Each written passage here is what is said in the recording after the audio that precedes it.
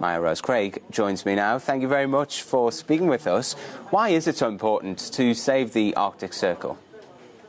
I think there's so many different reasons. The biggest one being, obviously, climate change is a massive issue, and every square inch of ice that melts is the sea level rising more and more.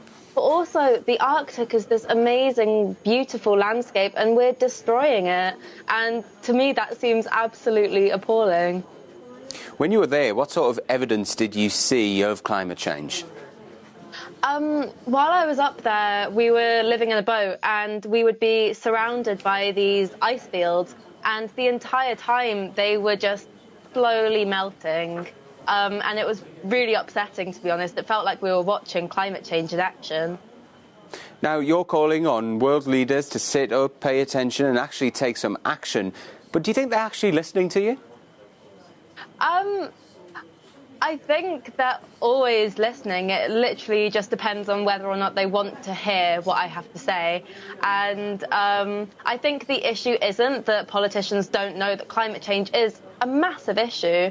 It's more that it's constantly sidelined. There's always other issues that they prioritise. But I think it's so past the point of sidelining climate change. It's the single biggest issue that we're dealing with at the moment. And we have to deal with it now, or it's going to be too late. Do you think that's why young people are so keen to take to the streets to try to make their voices heard so that they've got a better planet for the future? Yeah, absolutely. I think the whole way that lots and lots of governments at the moment are dealing with climate change feels very selfish and very short-sighted. Meanwhile, my generation is hyper-aware that this is our future that's being melted down the drain at the moment, and that in 50 years' time, there literally might not be a livable planet. And I think that that's terrifying and utterly horrifying for people my age. Mya-Rose Craig, thanks so much for joining us.